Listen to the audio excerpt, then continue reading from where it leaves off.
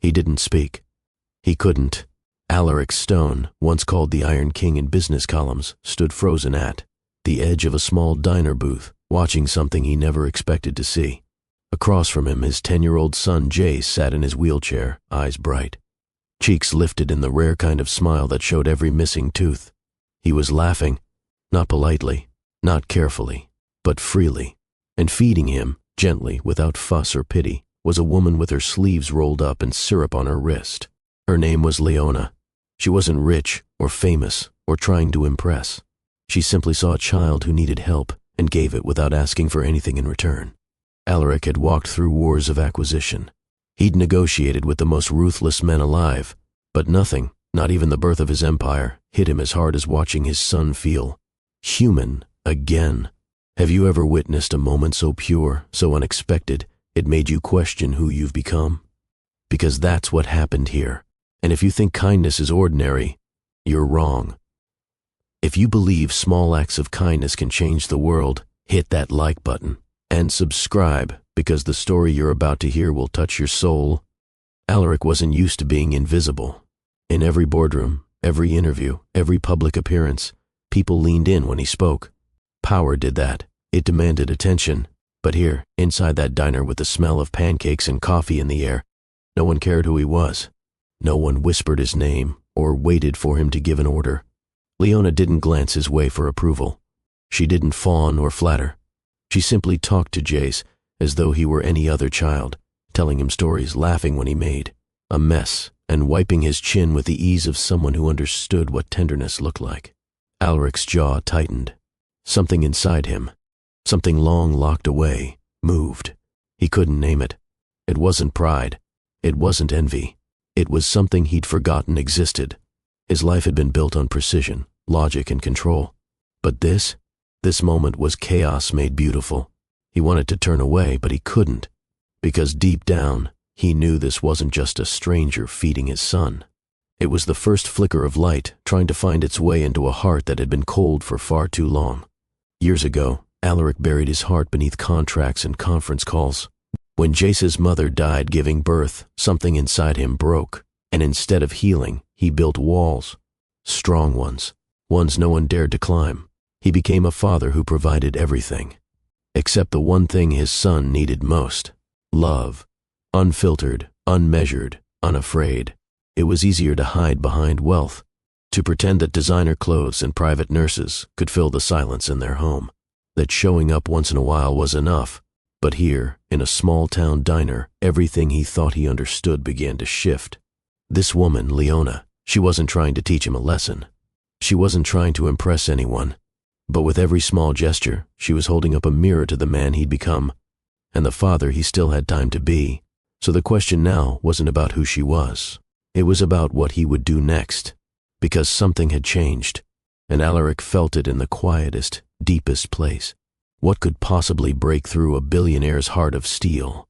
Stay with me, because what happens next changed everything. The road that led into the lakeside town twisted through tall pine trees and gentle slopes. The town didn't ask for attention. It simply existed with a quiet dignity, like an old photograph framed in wood and memory. Alaric's black SUV eased into the town square, its sleek lines cutting through the calm like an outsider who didn't belong. He glanced at the time on his dashboard, then back at his son in the rear seat. Jace had fallen asleep, his small frame relaxed in his chair, arms resting gently on the armrests. Alaric stepped out, straightening the cuffs of his jacket as if he were about to step onto a stage instead of a sleepy sidewalk. He surveyed the row of buildings before him, each painted in muted colors the time had softened. Flower boxes clung to windows, and a wooden bench sat underneath an overhanging tree with red leaves that looked like they hadn't changed in decades. It had been years since he returned here. He never meant to come back, not really. But Jace had asked, and for reasons Alaric couldn't explain, he said yes. Across the square sat a small corner diner with a handwritten chalkboard sign out front that read, "Warm hearts and hot rolls." The place hadn't changed. The window pane still fogged slightly from the heat inside, and the door creaked the same way it did when he was younger, back when he and his wife would come here during summer escapes, before life carved itself into chapters he stopped reading out loud. He hesitated, just long enough to question the decision. Then He walked in. The soft jingle of a bell overhead announced his arrival.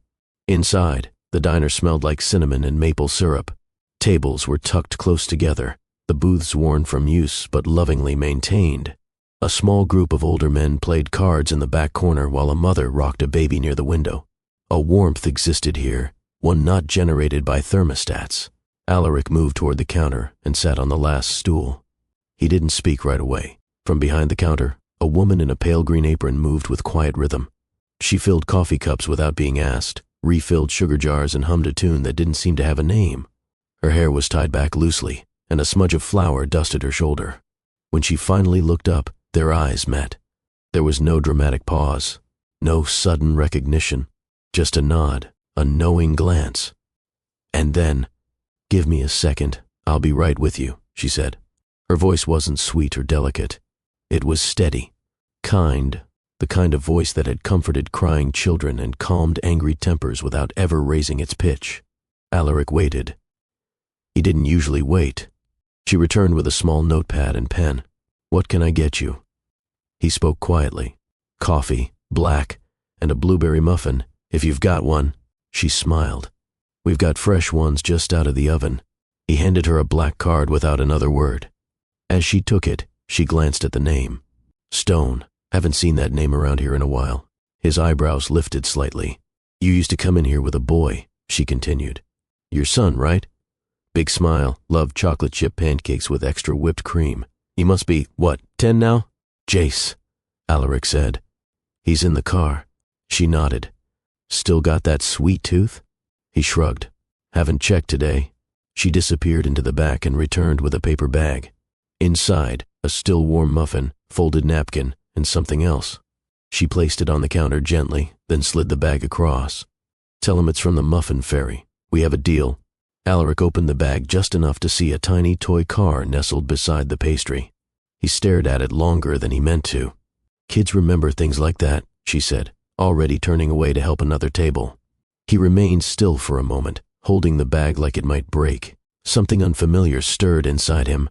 Not gratitude, not awkwardness, just something. His fingers closed around the toy, the sharp edge of the plastic wheel pressing lightly into his palm. He didn't know her name yet, but already she had made him feel something the city hadn't given him in years.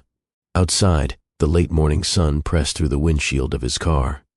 Jace stirred as his father opened the door and handed him the bag. "What's this?" Jace asked, blinking. "A muffin," Alaric replied. "And a surprise." Jace grinned the second he saw the toy car. "Did you get this?" "No," Alaric said. "Someone else did." "Who?" He paused. "The Muffin Fairy, apparently." Jace laughed, a full, open laugh that rang with the kind of joy Alaric rarely heard anymore. He watched as his son bit into the muffin, crumbs falling onto his lap, toy clutched tightly in his hand. Alaric's gaze drifted back toward the diner. Through the window he saw her, refilling a coffee cup, nodding at something a customer said. Nothing dramatic, just ordinary movements, done with care. Something shifted in him. Not enough to admit, not yet, but enough to return. Maybe not for the food, or even the coffee. Maybe for the woman who remembered a boy's favorite breakfast from years ago and still cared enough to leave a gift he'd never forget. Comment below if you've ever met someone whose kindness caught you off guard. One small moment can leave the deepest mark. The next day, the air carried that kind of stillness only small towns understand. Alaric opened the SUV door, ready to place the to-go order and keep the routine short. But Jace had other plans. "Can we go inside today?" Alaric hesitated. "You're more comfortable here." Jace shrugged. "I want to see the Muffin Fairy." There it was again, that warmth in his son's voice. That tiny lift. Alaric hadn't realized how quiet Jace had become until he heard that shift. They went in.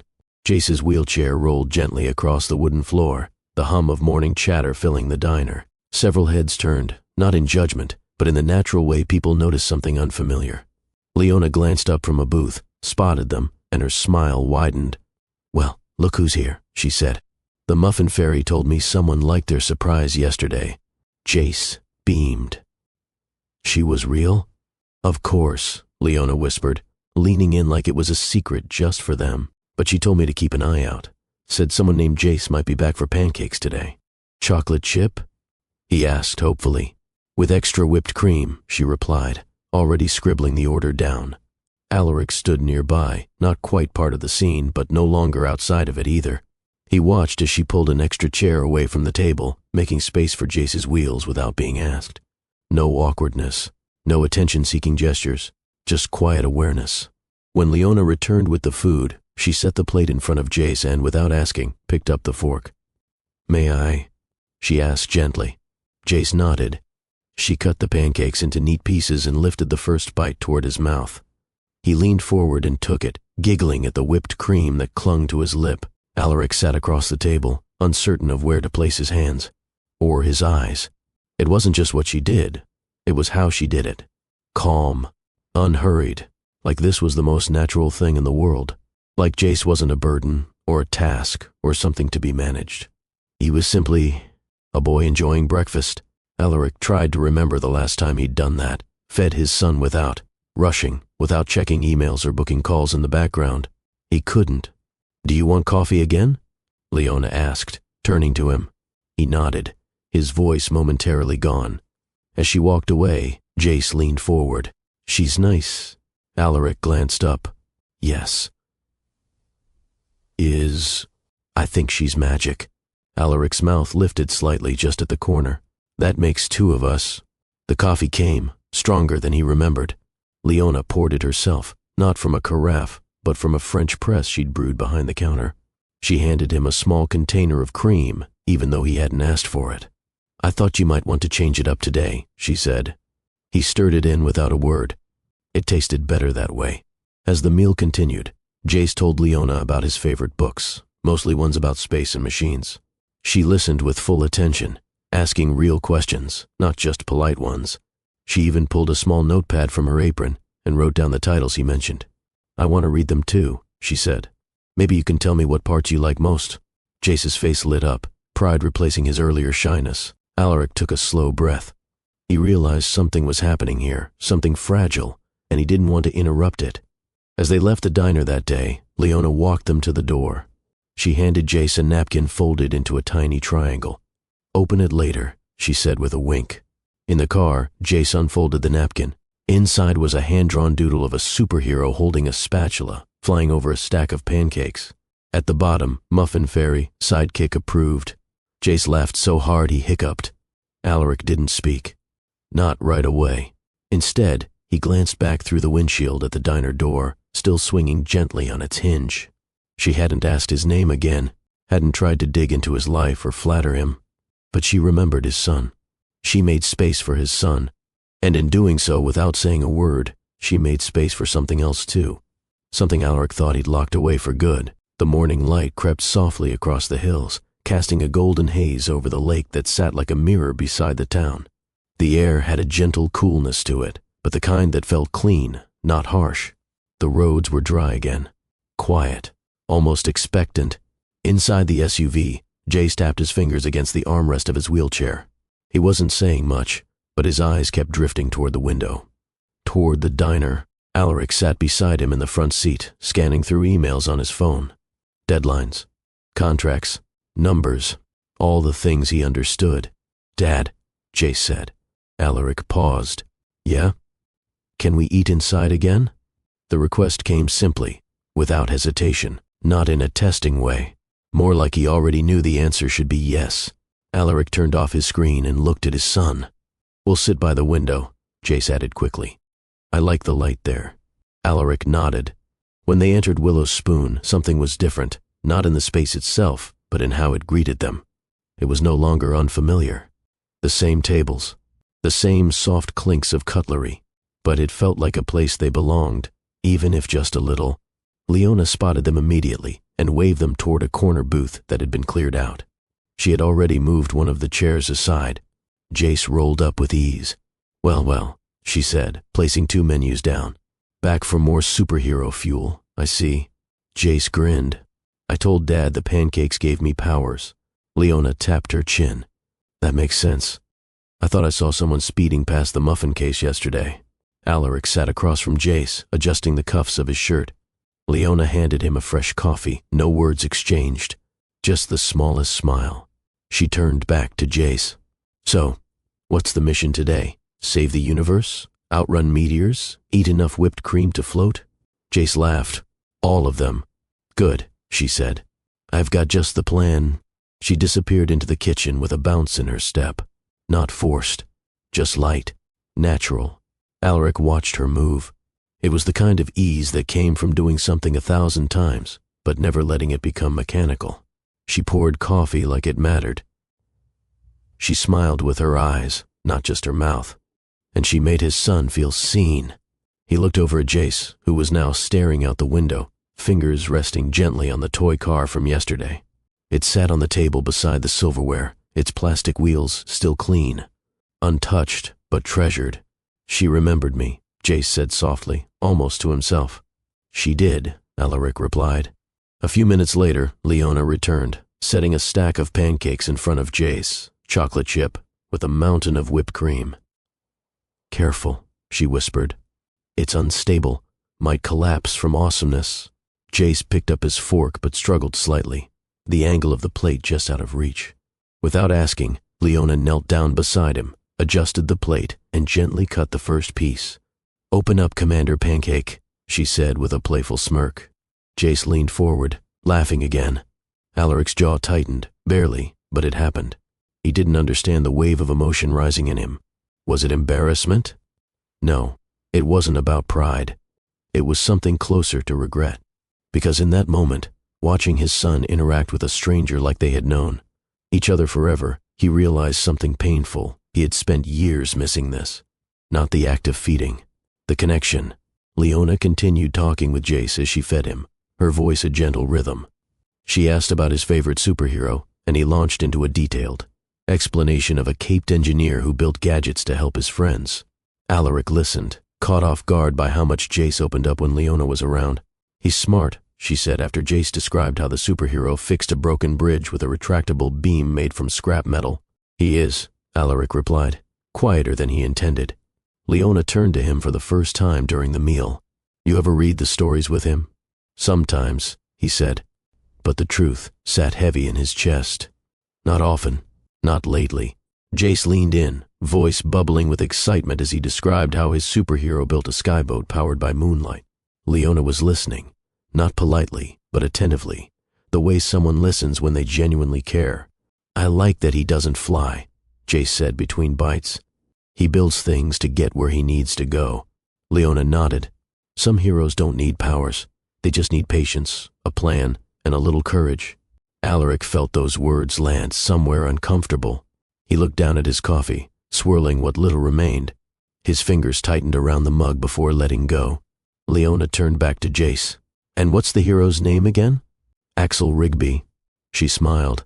Well, if I ever meet Axel, I'll ask him to send me building plans for a whipped cream rocket. Jace laughed so hard he snorted. Leona gently wiped his mouth with a napkin, then left the folded cloth on the edge of his plate like it was something sacred. Alaric watched in silence. 1,000 thoughts swirled behind his eyes, but none came out. He had spent the last decade solving the world's toughest business problems, breaking markets, acquiring companies, but he didn't know how to be in this moment. He didn't know how to hold it, didn't know how to deserve it. Something in Leona's ease with Jace. Something in her willingness to kneel beside him, to speak with him like an equal, chipped at the carefully guarded stone of Alaric's exterior. It wasn't pity. It wasn't performance. It was care, unfiltered, unspoken, and real. And for Alaric, that was the hardest thing to face. Because when someone gave you something real, you couldn't pretend anymore. After the meal, Jace's plate was cleared, his smile still wide. Leona brought him a paper crown she had folded out of the placemat and set it on his head like a royal ceremony. All hail Commander Pancake, she said dramatically, bowing. Jace giggled, arms raised. Long may he syrup. She laughed, wiping her hands on her apron before turning toward Alaric. You okay over there? He nodded once. Yes. Thank you. But his eyes betrayed him, distant, clouded, fixed somewhere between past and present. She tilted her head. You don't have to talk. But just so you know, your boy lights up a room. Alaric lowered his gaze. He does. Leona didn't push. She never did. She offered a small nod, then stepped away to help a couple settling at a nearby table. Jace turned to his father, still wearing the crown. She's funny. She is. And she listens. Alaric swallowed. Yeah. He reached across the table, brushing a crumb from Jace's chin. I miss Mom sometimes, Jace said suddenly. Alaric froze. He hadn't expected it. Not here, not now. But maybe that was the point. Maybe this place opened something they had both locked away. I do too, he said, voice soft. Jace didn't cry. He didn't frown. He just nodded. Mom would have liked Leona, he said. Alaric nodded slowly. I think she would have. A pause settled between them, gentle but weighty. Not awkward, just honest. As they left the diner, Leona slipped something into Jace's lap, a napkin folded tight with another drawing inside. This time, it was a superhero in a diner apron, holding a spatula in one hand and a shield made of pancakes in the other. At the bottom it read, "Real heroes make people feel strong." Jace held it like treasure. Alaric held the door open, but his eyes stayed on Leona for a moment longer. She wasn't looking at him. She was wiping down the counter, humming softly, head slightly tilted. No agenda, no act. Just a woman doing what she knew how to do best, bring comfort into a world that often forgot how. Don't forget to share this story with someone who believes in the power of compassion. Sometimes it's the quietest gestures that speak the loudest. The days that followed settled into a rhythm Jace seemed to thrive in. Mornings started with curiosity, afternoons with laughter, and evenings with the kind of silence that didn't feel empty anymore. Every day, they returned to Willow's spoon. Every day, Jace rolled through that door with a little more eagerness, and Alaric followed. Still composed, still cautious, but with less of the steel he used to wear like armor. Leona greeted them the same way she always did, with warmth that didn't try too hard. No rehearsed lines, no flattery, just presence, real and steady. One afternoon, as the sunlight filtered in through the windows, Jace asked her if she believed in time travel. Absolutely, she said, especially when I'm doing dishes. An hour disappears before I even blink. Jace cracked up, almost choking on his juice. Alaric smiled without meaning to. It caught him off guard. His face wasn't used to it. Leona noticed but didn't mention it. She just offered him a clean napkin and said, "You look different when you smile, less tired." He didn't reply. Not because he didn't want to, but because he didn't know how to respond to someone seeing through him that easily. Later that week, during a quiet mid-afternoon lull, Alaric found himself sitting alone at the counter while Jace chatted with a pair of older customers about comic book villains. Leona was restocking the sugar jars when she glanced over. "You ever read comics when you were younger?" "I didn't really have time for them," he answered. She tilted her head. Shame. That's where most boys learn how to dream. Alaric considered that. "I was busy learning how not to need anything." Her hand paused over the sugar. "And how's that working out?" He looked at her then. Really looked. "I'm here, aren't I?" She smiled, not because it was clever, but because it was honest. "I was married once," she said softly, shifting her weight as she leaned against the counter. "Lost him in a factory fire 12 years ago." Alaric's eyes didn't move from hers. "I had to raise my younger brother on my own. He was still in high school, took night shifts, cooked at 2 diners at the same time, barely made rent most months." "Did he turn out all right?" Alaric asked. "He's in med school now, said he wants to give back what the world gave him." Alaric let the words sink in. "Sounds like you did something right," he said. She shrugged, but it wasn't dismissive.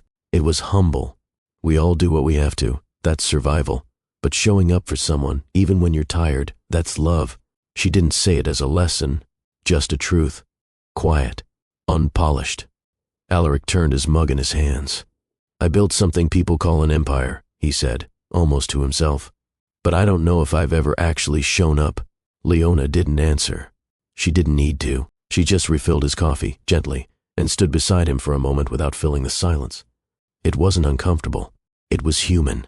By the end of the second week, Jace knew everyone in the diner by name. He helped Leona hand out napkins to the regulars and played rock, paper, scissors with the cook through the service window. Leona started keeping a book in the back just for him, one of the superhero titles he had mentioned earlier.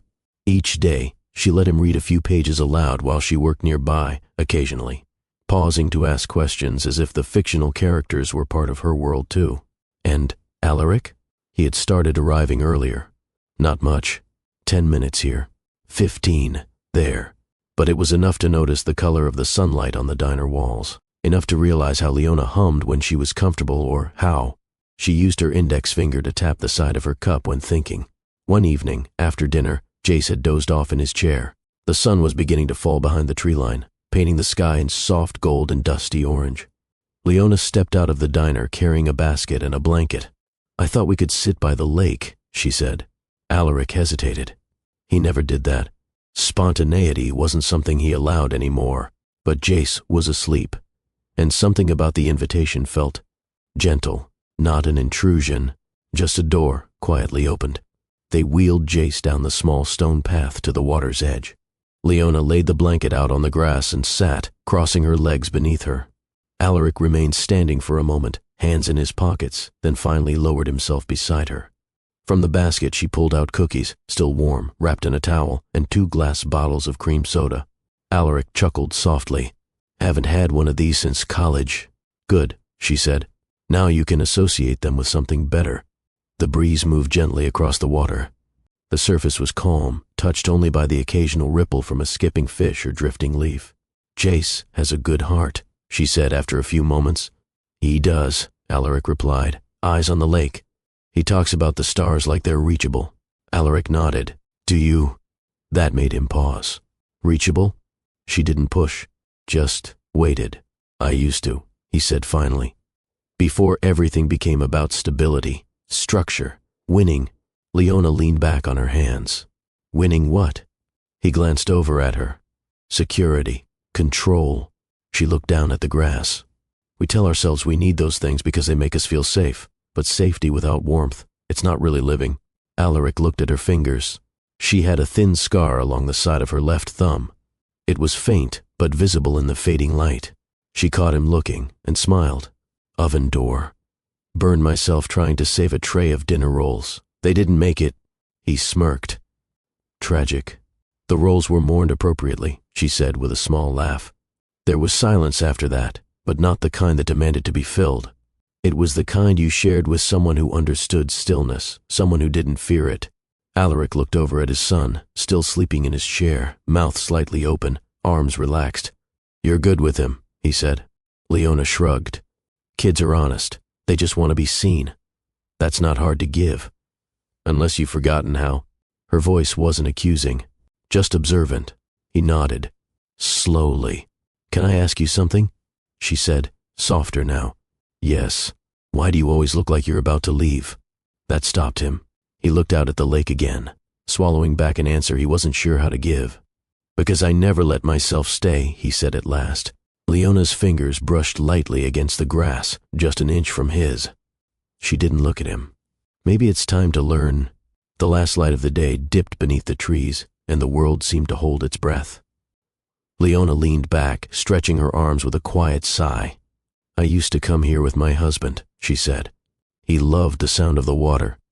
Said it helped him think." Alaric didn't interrupt. He just listened. He worked long shifts, sometimes double, but he always made time to sit here with me, even if we only had 15 minutes. There was no trace of bitterness in her voice, just memory, pure and untouched. "How did you move forward after losing him?" Alaric asked, surprising even himself with the question. She didn't answer immediately. "I didn't," she said. "Not all at once. Grief doesn't work that way. You move in circles, you carry the weight, you build strength under it." Alaric nodded slowly, the truth of it settling over him like evening air. Leona looked at him, really looked. "What about you?" "My wife died giving birth to Jace," he said, voice low but steady. "One moment she was here, the next, I had a newborn in my arms and no idea what to do. She didn't flinch, didn't apologize, just waited. I threw myself into work," he continued, "into building something I could control. I told myself I was doing it for him, for security, for legacy. But really, I think I was doing it so I wouldn't have to feel anything." Leona's expression softened. "And now, I'm tired," he admitted, "of building, of pretending, of missing moments I can't get back." Silence followed. Not uncomfortable, not sad, just necessary. Jay stirred in his chair, murmured something in his sleep, then settled again. Alaric reached over and adjusted the blanket across his son's lap, brushing a strand of hair from his forehead. His movements were careful, deliberate. When he looked up, Leona was watching him, not with pity, not with judgment, but with something else. Recognition, like she saw through the exterior and met the part of him that had stayed hidden for years. Their hands rested between them in the grass, just barely apart. Neither moved at first. Then slowly, without drama or hesitation, the tips of their fingers brushed. Not a grasp, not a reach, just contact. It wasn't about romance. Not yet. It was about being seen, about being there, about not having to pretend anymore. The kind of moment that doesn't need to be explained. The kind of moment that says, you're not alone. They stayed like that for a while, facing the water, not saying a word. It was the first time in a long time that Alaric didn't feel like he was outside of something good. For once, he was in it. He didn't know what the next step looked like, but for the first time, he wanted to find out. Subscribe now if you believe some people are sent into our lives for a reason. Sometimes, it only takes one person to remind us how to feel again. The rhythm had started to feel real. Mornings with pancakes, laughter-filled afternoons, quiet evenings by the lake. There was comfort in it, even for Alaric, especially for Jace. But nothing in Alaric's life ever stayed untouched for long. It happened on a Thursday. He was seated at the booth by the window, black coffee in hand, eyes drifting between the newspaper and Jace's drawing. Leona was refilling napkins nearby, humming the same tune he had come to recognize. That's when the door opened. It wasn't the usual ring of a local. This one carried tension. A tall man in a tailored navy suit stepped inside, holding a tablet and a sense of urgency that didn't belong in a place like this. "Mr. Stone," the man said, eyes scanning the diner with discomfort. "Apologies for interrupting." Alaric's posture shifted. The man, Nathan, his assistant, stepped closer, voice lowered. "There's been a scheduling change. The board needs you back in the city by tonight. There's a pending acquisition meeting that can't move forward without your input." Alaric blinked. "Tonight?" "Yes, sir. Your jet's been prepped. The car is already en route." Leona paused in her steps but didn't speak. She continued folding napkins. Jace looked up from his sketch pad. "Are we leaving?" Alaric didn't answer right away. He looked at his son, then at the drawing of a superhero diner that Jace had proudly titled Leona's League. He closed his eyes briefly. "Give me a minute," he said to Nathan. The assistant nodded and stepped outside. Alaric stood and walked toward the counter, where Leona was now wiping the surface with slow, even motions. "They're expecting me," he said. She didn't turn around. "I heard." He waited, unsure of how to say what came next. "I want you to come with us," he said. Now she turned, setting the cloth aside. "What?" "To the city," he said. "I can arrange everything, your own space, whatever you need. Jace would be happier. I would be too." Leona studied him, not like she was flattered, more like she was searching for something in his face that wasn't quite there. She stepped around the counter, eyes level with his. "You think this is a rescue?" "No," he said quickly. I don't want this to end." She nodded. "But I live here. This is my home." "You could start over," he said. "New place, new life." Leona folded her arms. "I don't need a new life, Alaric. I need people who show up in the one I already have." His mouth opened, but no words came. She stepped closer, her voice steady. "I'm not looking to be saved. I've done the saving. I've held this place together with burned fingers and late nights. I built something here. I don't want to be someone's afterthought when the calendar clears." Her tone didn't rise. It didn't need to. "I don't need saving," she said again. "I need presence." For a long second, Alaric just stood there. Then, without a goodbye, without a plan, he nodded once, turned, and walked out the door. Jace was already being wheeled toward the car, confusion written across his face. "Are we not coming back?" he asked. Alaric looked straight ahead. "We'll see." But deep down, he already knew the answer. The city skyline emerged like a steel crown against a gray horizon, towering, imposing, lifeless. Alaric sat in the back seat of his armored SUV, the hum of traffic providing a constant backdrop as they weaved through lanes toward his high-rise penthouse. Jace was beside him, his chair secured, his fingers tracing circles on the glass. He hadn't said much since they left the lakeside town. The silence wasn't filled with tension. It was worse than that. It was hollow, the kind of silence that made you realize something important had been left behind. Back at Willow's Spoon, things were simple. Jace would have asked about whipped cream missions or pancake planets by now. Leona would have offered him a napkin shaped like a sword. But here, in the heart of Alaric's empire, there was nothing soft, nothing human. Just elevators, passwords, schedules. When they arrived at the penthouse, the doors opened to a pristine space framed in black, white, and brushed chrome. Marble, countertops, glass walls. Not a single toy or photo in sight. Jace's chair rolled forward. He glanced around, taking it all in. "It's big." Alaric followed, setting down his briefcase. "It is." Jace said nothing more. He wheeled toward the far window and stared out at the city below.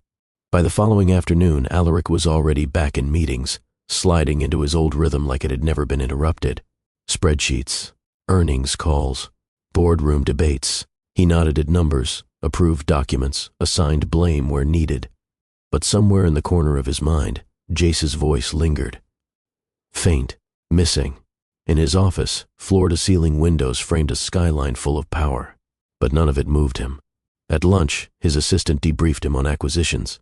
He nodded absently. In the hallway, an executive congratulated him on the firm's rising valuation. He responded with a half-smile. By evening, he returned to the penthouse, expecting to hear the sound of Jace's cartoons or perhaps a nurse reading to him. There was nothing. He found Jace in the library, not reading, just sitting. The book in his lap was open but untouched. "You okay?" Alaric asked. Jace nodded, too quickly. "I guess." Alaric stepped in, unsure of how to start the kind of conversation they never had. "You can tell me if something's wrong." Jace looked up. His voice was quiet. "Do you think she's still drawing napkin heroes?" Alaric blinked. "She probably is," he said. Jace returned his gaze to the book. "She said I was part of the league. You are, but it doesn't feel like it here." That struck harder than any boardroom blow.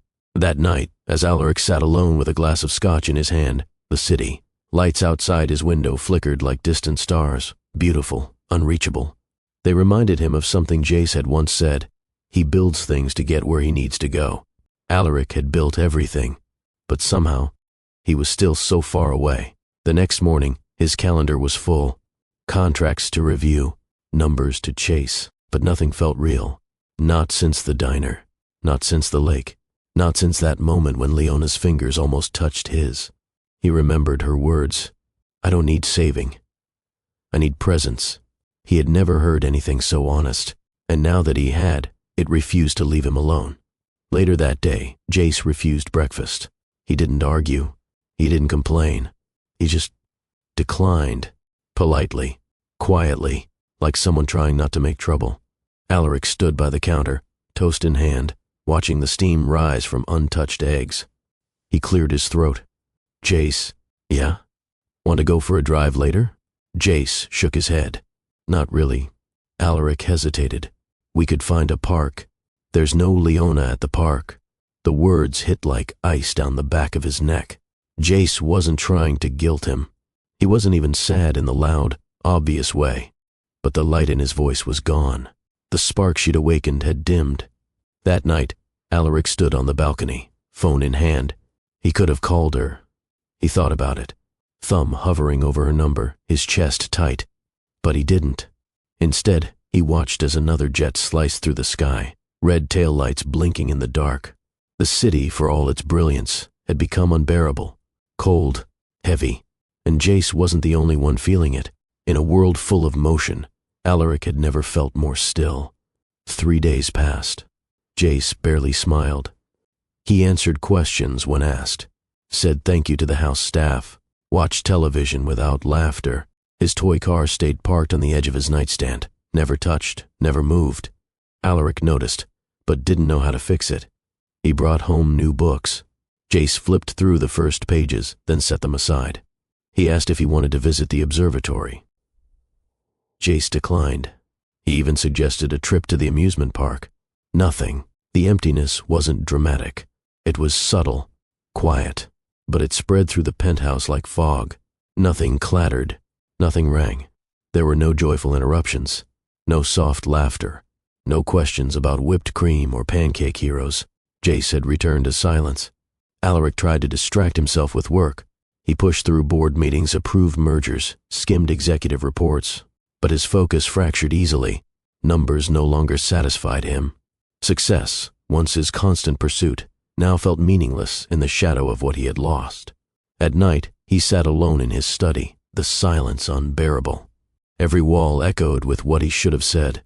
Every light fixture seemed colder than it used to be. One evening, he found Jace asleep on the couch, not in his bed, not near his books, just curled up quietly beneath a throw blanket, holding the folded napkin Leona had once drawn on. Alaric sat nearby, unsure whether to wake him. He watched his son's face, soft, peaceful, yet distant.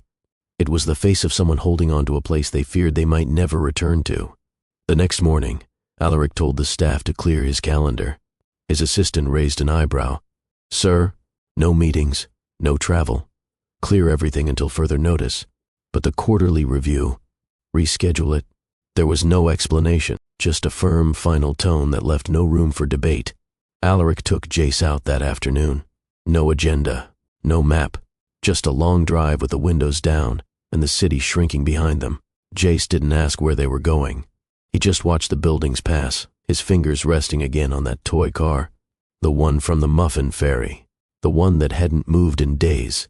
After 2 hours, they stopped near a quiet hill just outside the city. It wasn't the lake, and there was no diner, just open sky and tall grass swaying gently in the wind. They sat side by side on a bench, the sun warm on their shoulders.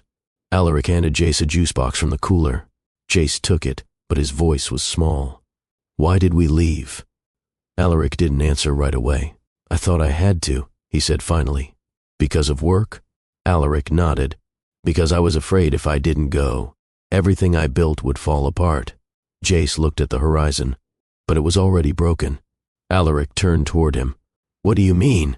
"You weren't happy before," Jace said. "Not like you were there. Not like when Leona laughed and you smiled without thinking about it." Alaric swallowed. "I didn't know how to stay. Didn't you want to?" "I did," he said quietly. "More than anything." Jace's lips pressed together. He took a long sip from his juice box, then said, "You can't build everything again, right?" "No, but you can go back." Alaric stared out at the open sky, that simple statement hitting him like a weight to the chest. He didn't respond. He just reached over and placed his hand on Jace's. It was a start. That night, after they returned home, Alaric stood at the kitchen counter. He pulled out his phone and scrolled through old messages until he found the one he had never replied to. It was Leona's, sent the day after he left. "Tell Jace the Muffin Fairy misses him." He stared at it for a long time. Then, finally, he typed, "We miss her too, more than we expected." His thumb hovered over the screen. And then, he pressed send. The car pulled into the familiar square just after sunrise. Willow Spoon looked exactly the same, faded green awning, sun-bleached, chairs outside, chalkboard signs slightly smudged by the breeze. The only difference was how Alaric felt walking toward it. Jace rolled beside him, eyes wide, fingers gripping the arms of his chair as though unsure if the place was real or just a memory. When they stepped inside, the bell above the door gave its soft chime. Leona didn't look up right away.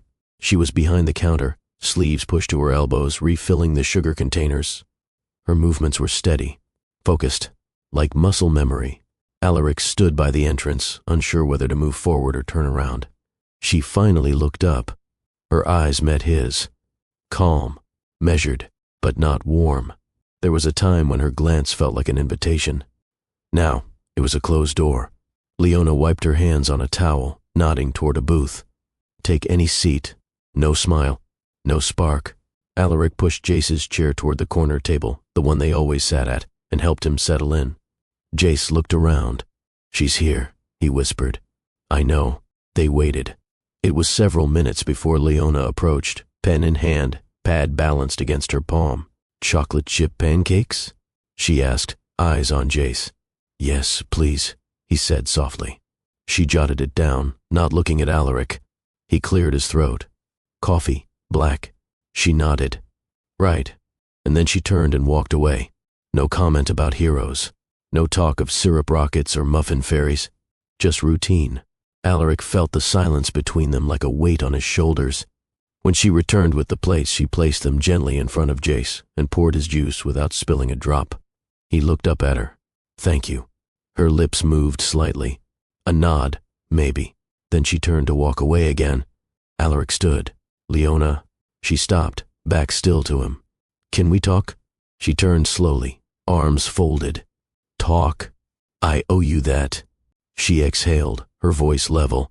"You owed me honesty before you left." "I know. You said you wanted more. And then you disappeared." He stepped closer, voice quieter now. "I thought I was protecting what I built, my business, my legacy. But I wasn't building anything that mattered. Not really." Leona didn't speak. She let him continue. "I thought if I brought you into that world, I'd be offering you more. But all I did was take you away from yours." "You didn't just take me," she said. "You took him too." Alaric's jaw clenched. "I saw it in Jace's eyes," she continued. "That last day. He looked at me like he was being pulled away from the only story he felt a part of." Alaric's voice cracked. He stopped smiling. He stopped talking. It was like watching him fade in front of me. Leona's expression softened, but her stance held. "Why now?" "Because I finally understood," he said. "I don't want to visit happiness. I want to stay where it lives." Her eyes flickered. "I want to stay. Not just physically, emotionally." Silence settled again. This time, it didn't feel like punishment. It felt like possibility. Leona studied him like she was trying to decide whether his words were built from truth or regret. "People say things when they miss comfort," she said. "They promise change because silence is loud and absence hurts." "I'm not promising change," Alaric replied. "I'm admitting I need it." That stopped her for a moment. She looked toward Jace, who was quietly eating his pancakes, every few bites pausing, to glance over, watching, waiting, like he too was unsure what would happen next. Leona lowered her arms but didn't move closer. "I stayed," she said. "When life fell apart, when people left, when everything cost more than I had, I stayed. I don't walk away just because something hurts." "I know," he said softly. "That's why I came back, because you taught me what it means to stay." Her breath caught slightly, barely noticeable, but it was there. He didn't step toward her. He didn't try to take her hand or close the distance. He just stood there, letting the weight of his choices hang in the air. "I've spent years mastering control," he continued. "But I never learned how to be present, not really, not with Jace, not with anyone." She looked down for a beat, fingers brushing the edge of her apron. "You left like I was a chapter," she said, "a soft page you could fold and come back to." "I was scared," Alaric said. "Not of you, not of this town, but of how much it all mattered." Her eyes lifted again. "Jace didn't just smile when he was here," he continued. "He laughed. He told stories. He looked me in the eyes and said things that made me feel like a father. You are a father." "I haven't been one," he said. "Not fully. I gave him everything but myself." Leona stepped back, slowly lowering herself onto the empty stool at the counter. The cafe had grown quieter. The regulars had filtered out. Only the low hum of the fridge and the gentle scrape of Jace's fork against his plate filled the room. Alaric remained standing. "I didn't come here to ask you to forget," he said. "I came here to remember, with you, with him, with all of this." Leona's gaze was steady. "You said once that showing up is love," he said. "I haven't shown up much in my life, but I'm here now, and I'm not asking for a second chance." "What are you asking for?" "A real one." Silence returned, this time softer. She turned toward the window, light catching the side of her face. "I don't trust easily," she said. "Life teaches you to check your footing before you reach."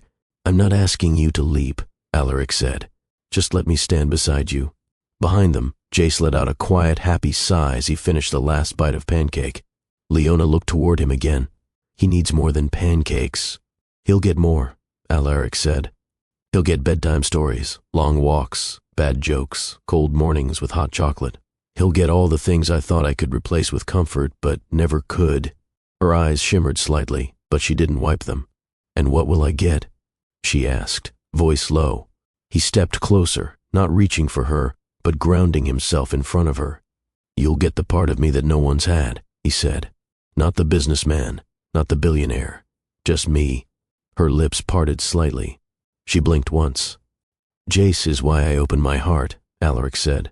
"But you're why I kept it open." She looked at him then, not with doubt, not with defense, but with something closer to belief. The diner lights began to dim as the sun dipped lower in the sky, casting a warm glow through the front windows. The kind of light that made everything feel like it was wrapped in calm. Leona turned her attention back to Jace, who had now pushed his plate forward, crumbs scattered like evidence of a joyful meal. "Full?" she asked gently. He nodded, licking syrup from the corner of his mouth. She reached over with a napkin and wiped his chin, her touch as natural as ever. Alaric remained still, giving the moment space. Jace looked up at her, eyes bright. "You're not mad at us anymore, right?" Leona leaned in, brushing a strand of hair behind his ear. "I was never mad at you." Jace tilted his head. "Dad said we messed up." Leona glanced toward Alaric, then back at Jace. "Sometimes grown-ups forget what matters. It doesn't mean they don't care. It just means they're still learning." Jace accepted that answer the way only children do, simply. Leona stood and began clearing the table. Alaric instinctively reached for one of the plates, helping her stack them. She didn't stop him. Their hands touched lightly as he passed the final cup. Neither pulled away. There was no dramatic swell, no declaration, just contact. A quiet acknowledgement that something had shifted. When the last plate was stacked, Leona paused, her eyes meeting his again. "Jace needs consistency," she said. "Not moments, not promises." "He'll have it," Alaric replied. "And I need honesty." "You'll have that too." Outside, the square was emptying. A few shop owners were locking up, the town settling into its usual quiet. Leona reached beneath the counter and pulled out something small, a folded napkin, drawn on with a thick blue pen. She handed it to Jace. "This one took a while," she said with a smile. He opened it slowly. A doodle of 3 figures, a boy in a wheelchair with a cape, a man in a suit holding a toolbox, and a woman with a spatula raised like a sword. Above them, the League reunited. Jace let out a laugh that filled the space with something whole. Alaric looked at Leona. "You never stopped drawing them?" "I never stopped hoping I'd get to hand this one to him." He nodded, words caught somewhere behind his breath.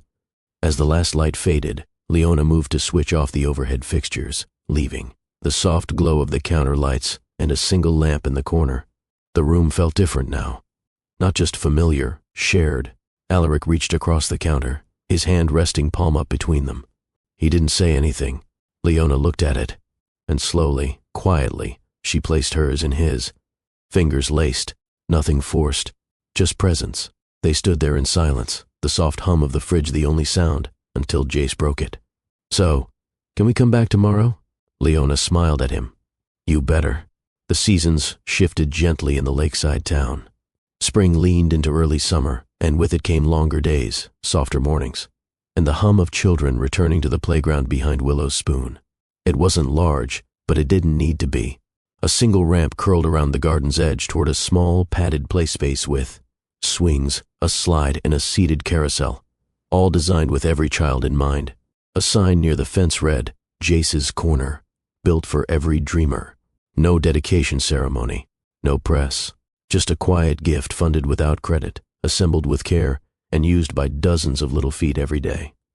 Alaric often stood nearby beneath a shaded tree, not giving orders, not checking his watch, just watching.